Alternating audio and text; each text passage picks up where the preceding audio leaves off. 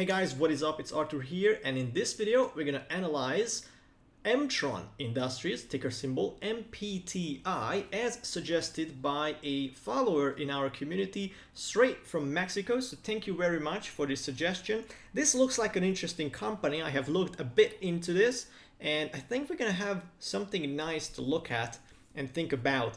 Before we dive right into it, I want to tell you that I have an updated website.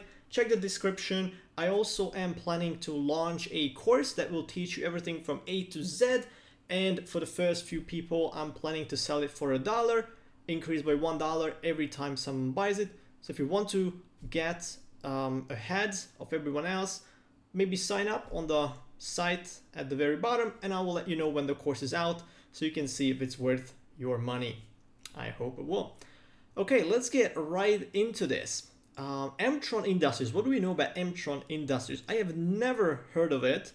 Granted, this is a tiny company. You will see we have the market cap on the right. We have this handy checklist on the right containing 10 items that we will assess this company based on. And yes, now I have my cursor so you can see market cap is just 113 million, tiny company. So let's see what we know about this. The firm's products include whatever this is: low pass, high pass, deflexor, and band stop, frequency control, spectrum control, and integrated microwave assemblies solutions. Now I thought, based on integrated microwave, I thought they were making microwaves, because the rest doesn't really tell me anything. So I had to go onto their website and actually see what they make. Big radio telescope, I think they are called, and so we can read that they do whatever. They have crystal fast finder, whatever, some product categories, oscillator, and you can click these. I tried clicking them and it's just empty pages, so it's not very not a good sign. They also have these, which is just a picture, so hopefully they do better stuff than the website they make. Oscillators, only thing I remembered from oscillators is the oscilloscope. I think they made tennis for 2 on. So then again, we can look at about us, is where I found some more information. It says that they design for both extreme aerospace, defense, space and avionics, as well as commercial requirements. Okay, the rest doesn't really tell us much. They have a vertically integrated production chain, probably. That means horizontal is the same kind of companies next to each other. Vertical is the supply chain. So someone makes the basic material, you refine it, and then you have the end product.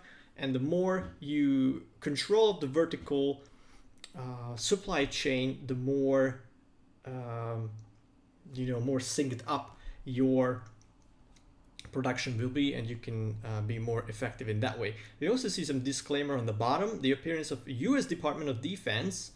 So probably they also do something for the US government, which already raises a question in me whether they are their only buyers. Government contracts are sort of stable, especially talking US defense.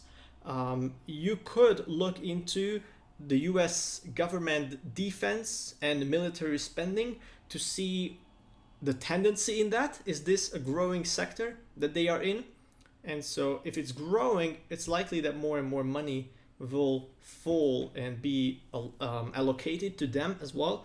And you also want to look into this company specifically, whether they have other customers as well, and like how much they rely on the US defense department. All right, and then products, whatever this is, applications: radar, space, avionics, medical, satellite communication, industrial guided weapons, communications, common data link, electronic warfare. Okay, so I'm getting some Lockheed Martin vibes, to which we might be able to compare, but I think they are in slightly different segments, and Lockheed Martin is just like 1,000 times bigger, literally. Anyway, let's get into this. quick look at the dashboard. Let's see what we can see.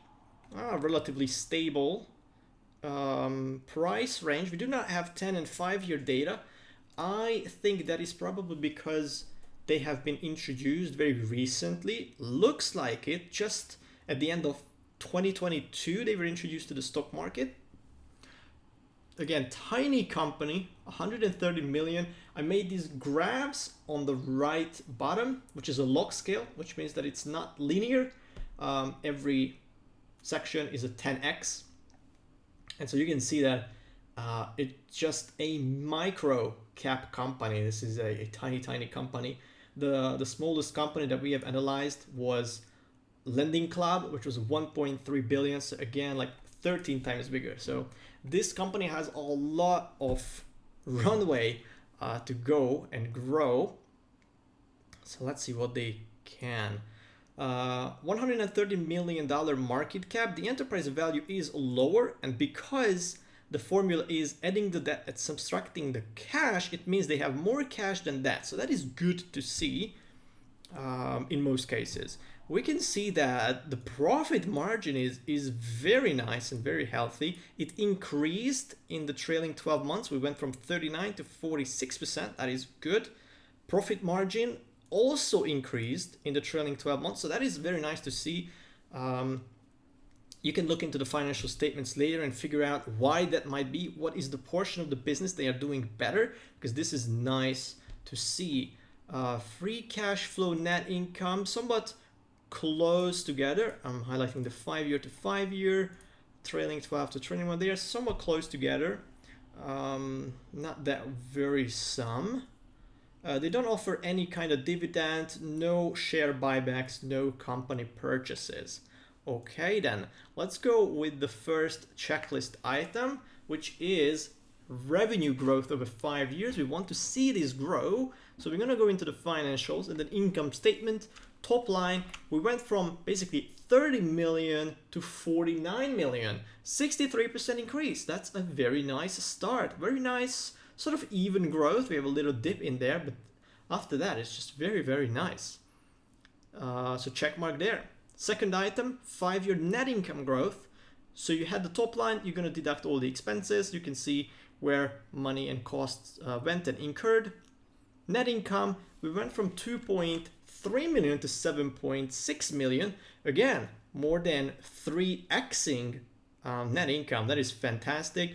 Bit of a stagnation in 2020, 2021, 2022, and then afterwards it just ramped up, probably because of increased military conflicts around the world. That could play a huge role here if the US government decided to ramp up their expenses, or anyone else who might be a customer of theirs. So these are the things that you would want to look out for. So again, check mark there.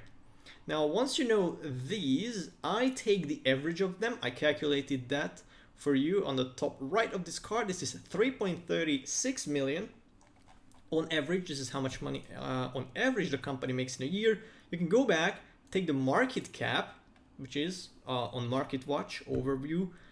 This is a free website, so feel free to use it. I also have it here. So you're just going to divide the two, which is going to give you a ratio that tells you if you buy the whole company right now for $113 million and it makes you 3.36 billion every year, how many years it's going to take to make your money back?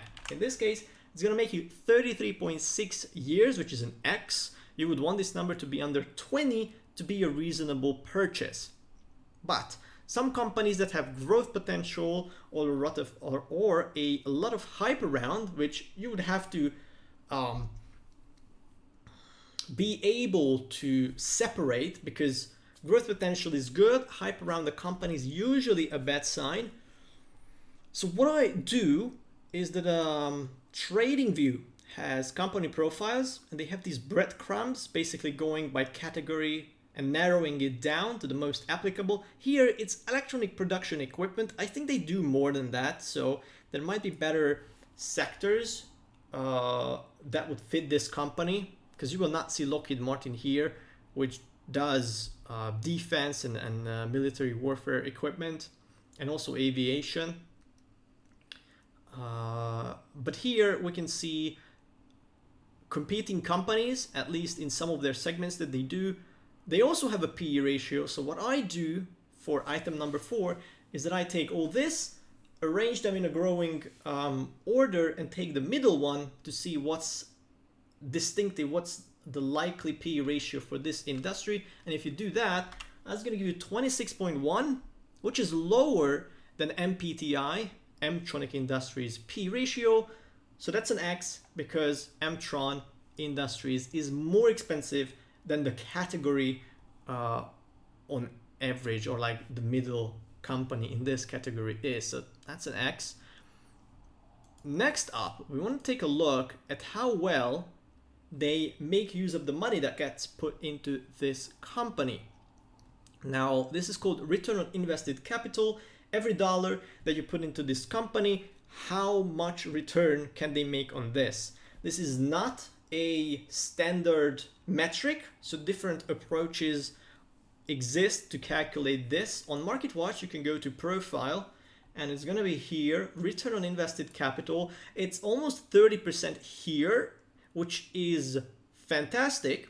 The market average is around 9 to 10%, but there are different ways, as I mentioned, to calculate this. And my calculation came to 9.26. Now, if you go to another site, you will see another number. Another site, another number.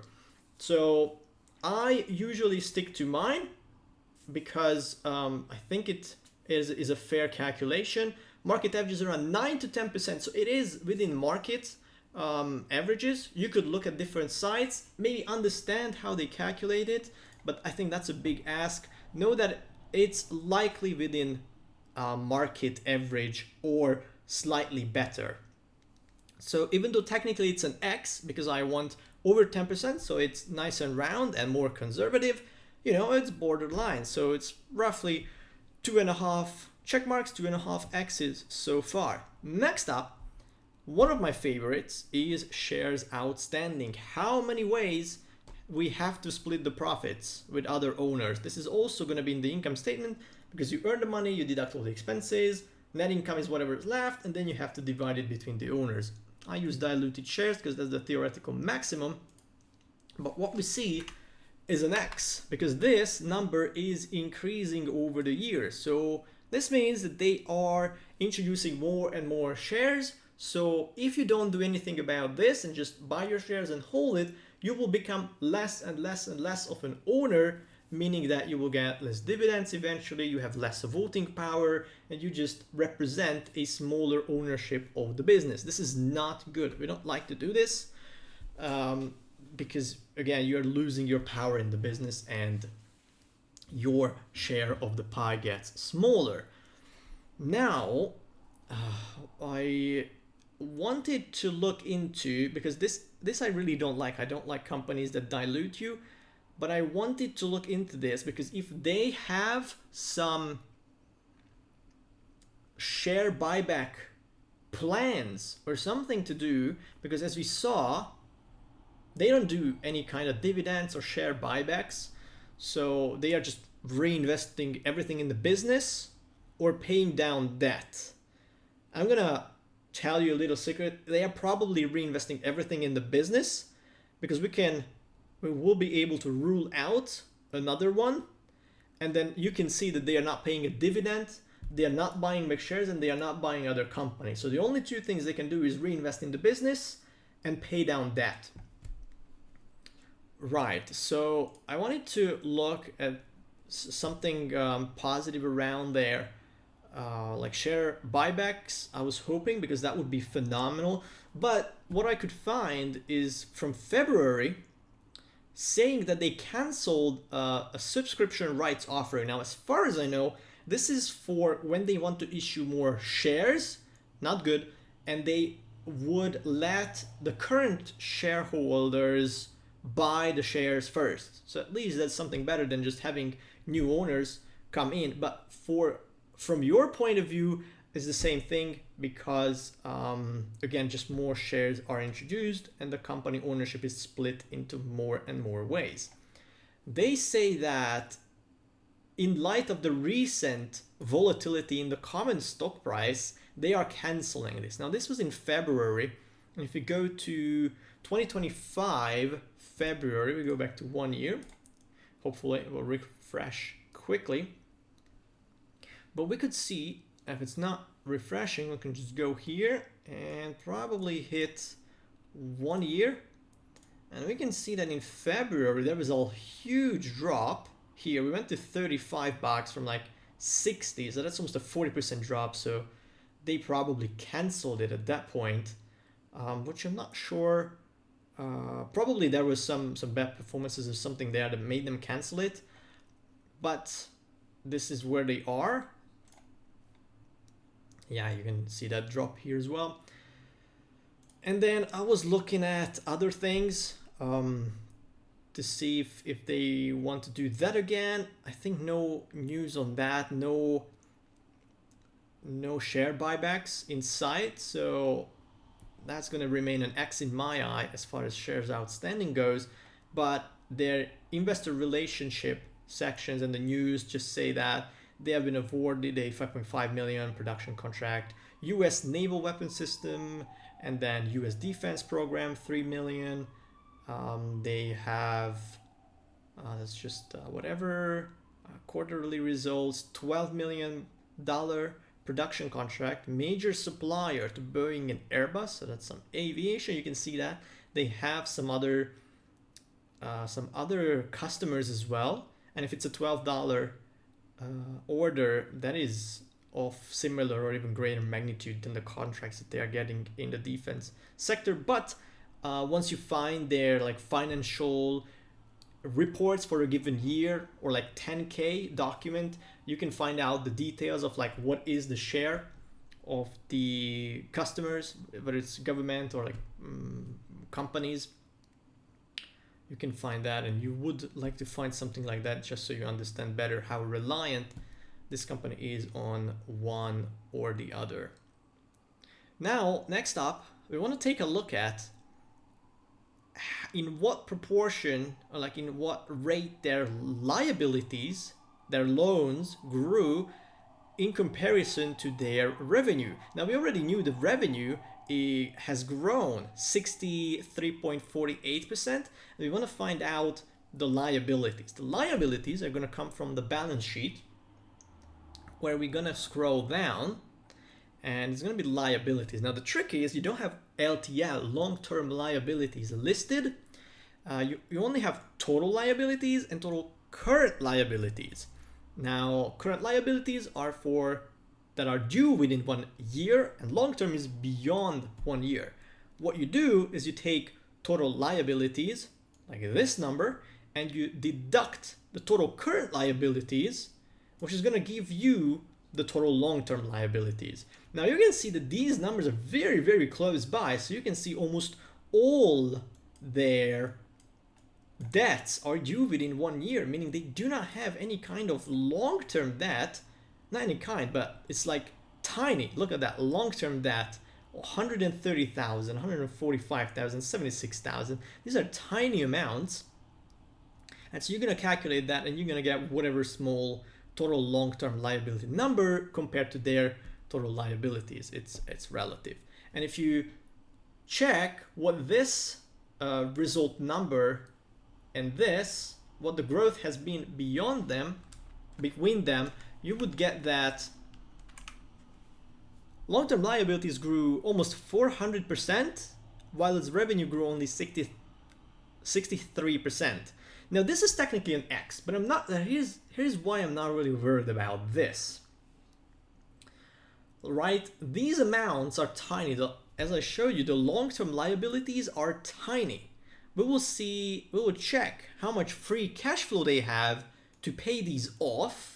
But because these are such tiny amounts, we're talking tens or like $100,000 in debt, and then making about $3 million a year, I think they have a very good, they have a very good space and movement and flexibility in paying these down. So although debt, long-term debt, increased more than revenue, these are such small numbers that it's very easy to get high percentage increases even though it's an X, I'm not really worried about this.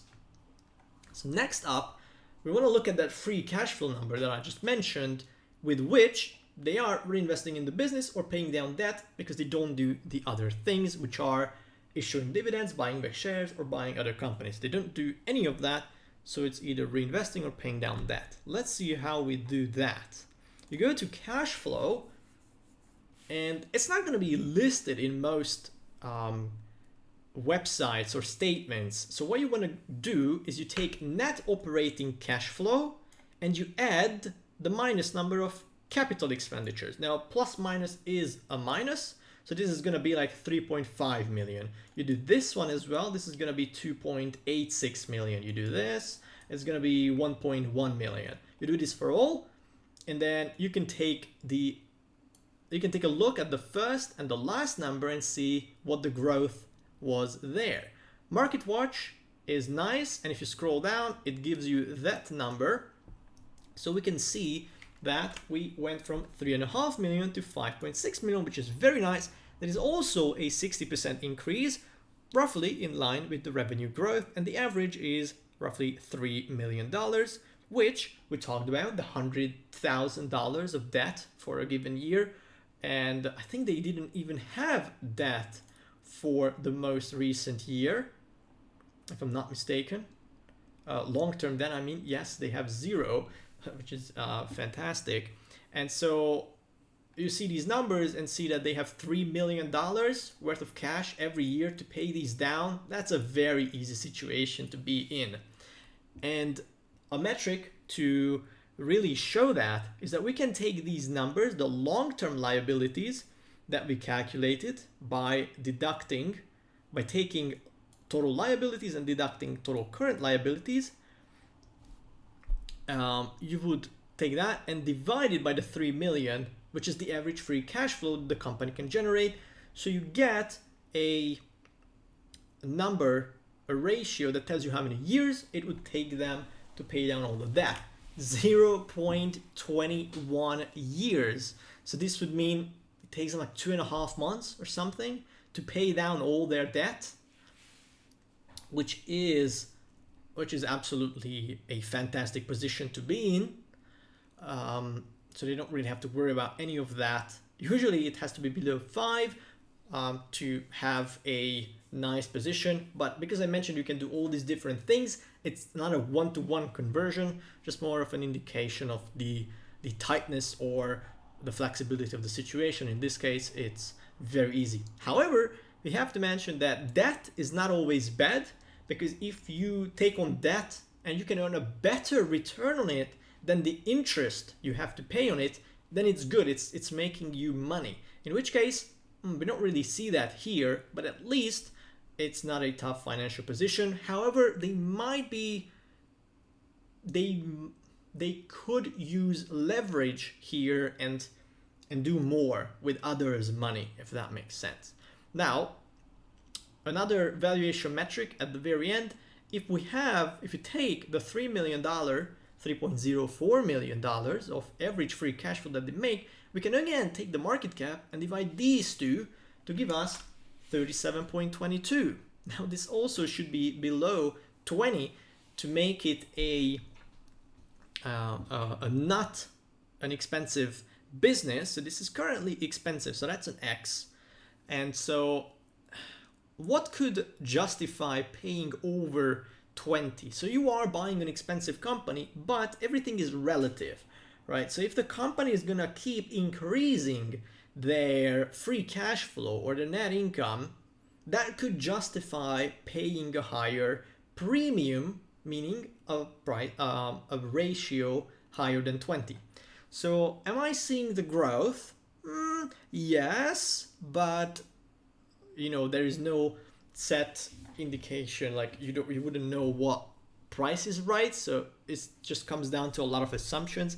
We have seen some nice growth since they are, I wonder how many years back they have data, because if they are only on the stock market since like 2022, as we saw here, let's see, it's just the end of 2022, but they have data for even before that they had to file probably. So you could go onto other websites and maybe find data going back 10 years. So you could really see what the growth trend is like. And then you can do your research and see how likely that is to continue. If we quickly recap here, the pricings are a bit overvalued. However, revenue growth is there, net income growth is there. It's not that much more expensive than the industry. However, the industry might not be a perfect match in this case. Return on invested capital is like at least market average levels. I don't like the shares outstanding. It's not a huge increase, but they don't have plans to buy it back, although they said they are looking at other ways to return value to shareholders. I'm curious what that would be, because share buybacks would be a good indication that they think the stock is also cheap, but we haven't seen that, so that it might really be a little bit more expensive. Liabilities growth compared to revenue, not really worried because it's still tiny numbers that they can very easily pay off.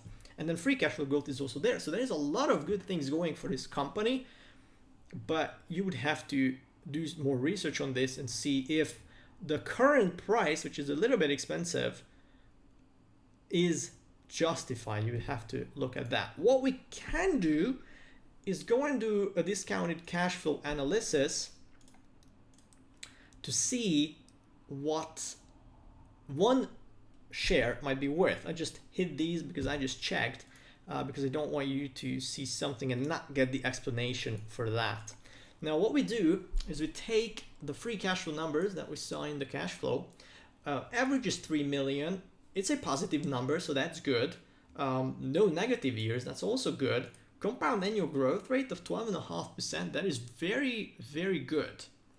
Although it's a big jump that made it possible, because it was a plummet here, back to first year, and then just the increase in 2024 very recently. So what we would do, just as a starting point, is take this number, the average, take the growth rate, apply it for the first 5 years, and then half of that for the second half year, because you can't grow at the same rate forever. And then we're going to discount it, meaning bringing back what the revenue would be worth in 2035 to understand, 2034 in this case, to understand what it would today mean and what would be the weight of that. And then we also calculate the value for all the future free cash flow potential. You sum that up, you get this, add the cash, deduct the debt, and you have a positive equity value. So there is value in this business. And if you divide by the share numbers, you would get that it's currently around $24.91, while it currently is worth 40. Now that's a minus 40%, so it's not really worth investing according to these assumptions. However, if we go and assume, if you do your research and you come to the conclusion that this number, for example, this $5.62 million free cash flow that they managed to do, and also because their income wise, their last year was so much better than the last, if you come to the conclusion that this is normal and this is how this will look like, you might be able to use the latest financial year, right? So 5.62 as your starting point, in which case the company is worth $45 according to this analysis, which is a 10% upside. That's totally fine, but I don't want you to sort of fool yourself into thinking, oh, I will just pick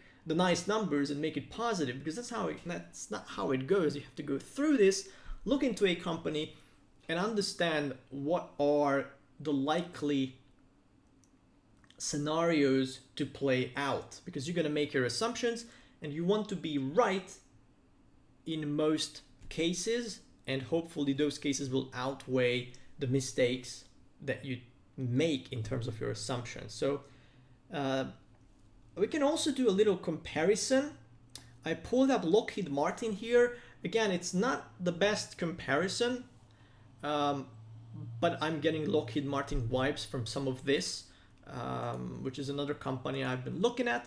It's 1,000 times bigger, as I mentioned in the beginning, but maybe we can see something here. Currently, it just compares two companies.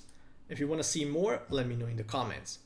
Gross profit margin, absolutely staggering for Mtron Industries. So you would want to see what are the products that are such highly profitable and have such a high margin, because then the profit margin at the end, 5-year average, is about the same for both companies, but then gross profit wise, Mtron Industries just have such an edge. Either they can really upmark what they sell, or for the most part, the components that go into producing those goods, cost of goods sold, is just half of what they are able to sell it for. So that's really good. And then on the operational and then management and like payroll stuff is where they lose all the money to, in the long run, arrive at the same place where Lockheed Martin is. Also, Lockheed Martin seems more reasonably priced. You would have to look at their industry as well. To do that, you can go to TradingView for that. If you look up Lockheed Martin's profile, ticker symbol LMT. And then, yeah, also free cash flow wise, Lockheed Martin is at a better place. So these are better valuations currently. They also offer a dividend. Free cash flow, yes, they likely can afford that. It's half of what they earn, looks like. And in terms of the 10 ticks, we got a 4 out of 10 for Mtron Industries. LMT is currently sitting at a 7 out of 9, for which we don't have the industry because they are not in the same one. Category wise, so maybe Lockheed Martin is going to be the next stock that we look deep into, because that looks very interesting. Revenue growth, since Mtron Industries is such a small company, it can really grow those small numbers, so that's something to look out for because it does have the edge. Lockheed Martin is better valuation wise, also earns a very nice return on invested capital. Return has a very nice ratio there. It is also buying back shares, so that is lovely to see. And yes, it did manage to increase revenue quicker than liabilities. As again, I'm not really worried for that for Mtron Industries in this case. Free cash flow growth is there for MTI. Very easy position. You can see Lockheed Martin has a lot more debt compared to their level of free cash flow that they can generate. So this is a tighter situation to be in, but this is it. To sum up, this is not a bad company. I would add this Mtron Industries to my watch list because the growth is there. The valuation is a bit expensive. However, they are bringing the returns, and they don't really have a lot of debt. And really, if they would start buying back shares, if they get to the point where the company is fairly valued or undervalued for some instance, it could really paint a better picture. So let me know what you think about Mtron Industries. Let's help out each other in the comments, and let me know what stocks we should analyze next, and then we will make sure to do it. Thank you for tuning in. I hope this video was worth your time. Thank you for the suggestion, and I hope to see you in another video. Don't forget to subscribe, like this video, so you can catch the next ones. Thanks, guys. Bye-bye.